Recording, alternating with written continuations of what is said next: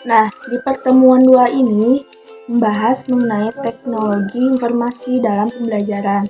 Teknologi informasi adalah sarana dan prasarana, hardware, software, userware, sistem dan metode untuk memperoleh, mengirimkan, mengolah, menafsirkan, menyimpan, mengorganisasikan, dan menggunakan data secara bermakna. Secara umum, ada 2 kedudukan TIK dalam pembelajaran, yaitu yang pertama sebagai pendorong komunitas pendidik untuk lebih apresiatif dan proaktif dalam maksimalisasi potensi pendidikan. Yang kedua, memberikan kesempatan luas kepada peserta didik dalam memanfaatkan setiap potensi yang ada. Nah, selanjutnya pertemuan 3. Di pertemuan ini membahas materi teknologi informasi sebagai inovasi pembelajaran di SD atau FI. ICT sebagai inovasi pembelajaran adalah metode yang memanfaatkan pembelajaran untuk mempersiapkan masa depan anak sejak dini. Aplikasi ICT sudah tersedia dalam masyarakat dan sudah disiapkan dimanfaatkan untuk keperluan pendidik, dapat dilaksanakan dalam berbagai bentuk sesuai dengan fungsinya dalam pendidikan. Dalam fungsi tersebut dapat dipahami bahwa ICT dapat memberikan kontribusi yang signifikan terhadap peningkatan kualitas kehidupan masyarakat Indonesia, khususnya dalam dunia pendidikan. Nah, selanjutnya pertemuan 4 yang membahas mengenai konsep dasar multimedia. Di materi ini membahas tentang multimedia adalah perpaduan bermacam-macam media seperti teks, animasi, gambar, video, dan lain-lain. Kemudian disatukan berbentuk file digital dengan bantuan komputer yang berguna untuk menyampaikan informasi atau pesan. Multimedia terdapat 2 jenis, multimedia linier dan multimedia interaktif. Dan juga multimedia didefinisikan menjadi 2 kategori, multimedia content production dan multimedia communication. Komponen-komponen multimedia terdiri dari teks tampilan dalam bentuk teks atau yang lebih dikenal dengan istilah tipografi. Selanjutnya di pertemuan 5. Di pertemuan 5 ini membahas mengenai pemanfaatan ICT dalam dunia pendidikan atau pembelajaran di SD MI. Penggunaan ICT saat pembelajaran dapat mempermudah dan mempercepat kerjasama, menciptakan suasana belajar yang menyenangkan dengan pemanfaatan multimedia. Nah, dalam proses belajar mandiri adalah peningkatan kemauan dan keterampilan siswa atau peserta didik dalam proses belajar tanpa bantuan orang lain, sehingga pada akhirnya siswa atau peserta didik tidak tergantung kepada guru atau instruktur, pembimbing, teman, atau orang lain dalam belajar. Selain itu, penggunaan internet semakin marak diminati oleh kalangan pelajar yang membuat mereka memiliki ketertarikan untuk menjelajah berbagai situs yang ada terutama terkait dengan pendidikan. ICT juga mempermudah pengelolaan dalam sistem administrasi sekolah maupun yang lainnya. Personality atau yang kerap diinterpretasikan dengan kepribadian karakter dan moral. Nah, selanjutnya pertemuan 6 yang membahas mengenai dampak implementasi multimedia dalam pembelajaran. Perkembangan ICT saat ini sangatlah pesat, sehingga mau tidak mau kita harus dapat menguasai program modern yang dapat memajukan pendidik Indonesia agar tidak tertinggal dengan negara lain. Nah, kelebihan penggunaan ICT saat pembelajaran juga dapat mempermudah dan mempercepat kerjasama, menciptakan suasana belajar yang menyenangkan dengan pemanfaatan multimedia. Situasi dan kondisi tersebut tentunya menjadi faktor yang sangat penting dan esensial untuk mencapai efektivitas belajar. Maka dari itu, ICT penting untuk setiap siswa karena setiap pembelajaran membutuhkan teknologi untuk mencari referensi-referensi guna menyelesaikan tugas yang ia emban. Selanjutnya, yang terakhir, pertemuan 7 yang membahas mengenai pengembangan media berbasis ICT. Media belajar berbasis ICT komputer adalah penggunaan komputer untuk menghubungkan informasi baik berupa teks, gambar, animasi, atau video untuk penggunaan komputer. Nah, penggunaan media komputer juga merupakan upaya menyediakan seperangkat media dan alat untuk mempercepat dan mempermudah siswa mendapatkan edukasi yang optimal bagi setiap siswa. Selanjutnya, kegunaan atau fungsi media pembelajaran berbasis ICT. Yang pertama, ada multimedia presentasi belajar. Lalu yang kedua, media belajar mampu mengatasi batasan dalam belajar. Yang ketiga, media belajar sebagai jalan mengatasi perbedaan dana, memperluas kegiatan sosial siswa. Yang keempat, media menjangkau audiens atau peserta didik. Yang kelima, media dapat memberikan ilustrasi konsep yang konkret bagi siswa. Ini yang saya kutip Suciadi dari program kegiatan mungkin selanjutnya kita izin wawancara Ibu. Yang pertama, bagaimana sih Ibu integrasi teknologi informasi dalam pembelajaran sehari-hari? Ya, kalau informasi dalam pembelajaran sehari-hari di kelas ya bisa juga kita ngambil dari lingkungan juga. Jadi tidak hanya dari buku paket, tapi sesuaikan sama yang di lingkungan. Misalkan kan materi dari buku paket ada tukang gotong royong, maka diaplikasikanlah sehari-harinya seperti apa. Mungkin aja bisa dengan kerja bakti, atau mungkin juga bisa dengan membantu orang tua di rumah, itu juga bisa masuk. Ya, jadi dari yang dipelajari di buku dan di kelas diaplikasikanlah dalam kehidupan sehari-hari. Terus selanjutnya kemudian gimana sih cara Ibu memilih dan evaluasi sumber daya digital untuk digunakan dalam pembelajaran? Ya, kalau untuk cara memilih ya dan mengevaluasi, kita juga cari sumber-sumber yang betul-betul relevan ya, yang cocok buat anak. Soalnya kan di sini anaknya anak SD gitu kan. Jadi jangan sampailah mereka mendapatkan sumber-sumber yang aneh-aneh gitu. Tapi kita kasih link, kita kasih channelnya dan mereka bisa pelajari. Misalkan kalau dalam pelajaran bahasa Inggris kan ada yang namanya sing-sing gitu ya, English sing-sing. Nah disitulah nanti kita cari dan kasihin ke anak ya. Biar anak juga bisa belajar juga ada bahasa Inggrisnya dari situ.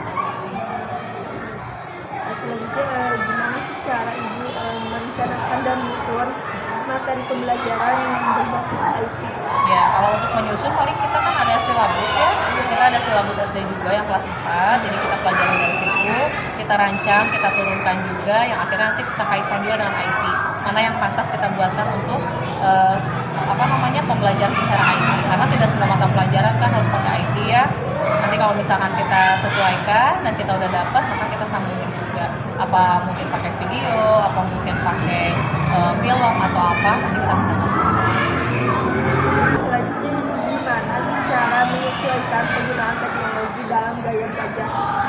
Ya, kalau untuk menyesuaikan penggunaan IT ya sama gaya belajar, karena kan anak-anak berbeda ya, ada yang mungkin visual, auditory atau yang lainnya. Jadi kita sesuaikan juga sama anak. Oh mungkin anak ini senang nonton nih, kita tayangkan tontonan gitu. Oh anak ini senangnya mendengarkan, ya kita mungkin agak sering ceramah gitu. Nanti sesuaikan juga. Gitu. Yang penting semuanya bisa include. Selanjutnya gimana Ibu cara memastikan bahwa teknologi informasi dalam kebutuhan siswa dengan kebutuhan siswa? Ya kalau cara memastikan ya, ya memastikan antara kaitannya paling ya kita menggunakan media juga ya gitu. Kita gunakan media, kita gabungkan materinya, kemudian juga IT-nya apa, paling dibantu dengan penggunaan infocus dan juga speaker ya, biar nanti anak-anak itu biar lebih jelas juga untuk menerapkan materi. Gimana Ibu cara memfasilitasi kolaborasi antara siswa dengan cara memfasilitasinya paling kita fasilitasi dengan tayangan film ya, tayangan film, kalau nggak video singkat, kalau nggak nyanyi dan yang lainnya. Selanjutnya apa sih yang media berbasis itu yang sering digunakan dan belajar? Biasanya yang paling sering digunakan itu infocus kita biasanya. Infocus pokoknya kita cari dari channel ya, gitu channel YouTube apa, kita tayangkan ke anak-anak. Medianya paling kayak gitu ya. Kalau untuk speaker pasti ada yang sering. Kalau apa? Speaker. speaker ada. Gimana sih, bagaimana hambatan atau kesulitan maupun penerapan media?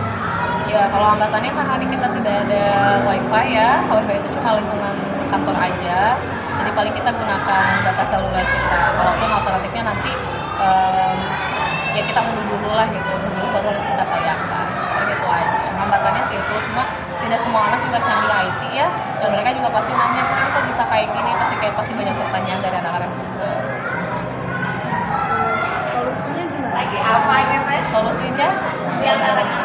Solusinya paling kita siapkan video sebelum pembelajaran. Jadi kita siapkan semuanya, medianya, videonya, baru nanti setelah itu kita tayangkan ke anak-anak. Pembelajaran juga kan kalau berbasis IT mungkin kita lebih ke penggunaan laptop gitu kan, penggunaan fokus, speaker yang mendukung pembelajaran anak gitu. Dan karakter anak pastinya berbeda-beda ya, ada yang mungkin senang dengar, senang baca, senang nonton, dan yang lain. Yang pasti guru harus selalu berinovasi lah gitu. Pokoknya bikin anak-anak tuh nggak jenuh, anak-anak senang belajar dan mau lah terus semangat belajar. Mungkin itu aja ya. Ya, masih banyak Iya, Ibu. sama-sama sukses ya. Bagaimana Ibu cara menyesuaikan penggunaan teknologi dengan gaya belajar yang berbeda di antara siswa? Biasanya saya di awal untuk pembelajaran itu menyampaikan dulu tujuan pembelajaran, lalu pencapaian pembelajarannya. Nah, sudah seperti itu, baru menyemangati anak-anak memakai ice breaking agar terkadang siswa itu kurang semangat dalam pembelajaran di kelas. Jadi saya memakai ice breaking terlebih dahulu, lalu mulai pembelajaran. Selanjutnya Ibu, apa sih media berbasis IT yang pernah digunakan oleh Ibu dalam pembelajaran? Saya biasanya memakai PPT dalam pembelajaran agar siswa tersebut paham, dan juga sekarang kan kurpet ya, guru itu tidak boleh ceramah, bukan tidak boleh, jadi boleh ceramah tapi jangan terlalu banyak berbicara di depan siswa. Jadi saya menampilkan PPT agar lebih menarik dan siswa lebih paham juga dalam pembelajaran tersebut. Mungkin apa sih hambatan kesulitan yang dihadapi Ibu untuk penerapan media yang Ibu rancang tuh? Hambatannya kurangnya memadai teknologi. Kalau di sekolah itu Infokus itu terbatas, jadi saya kadang makain Fokus, kadang enggak, karena guru pun banyak yang ingin memakai Infokus agar lebih gampang pembelajaran tersebut. Jadi saya jarang. Hambatannya juga, ya itu juga sih bisa. Kalau untuk solusinya gimana Ibu?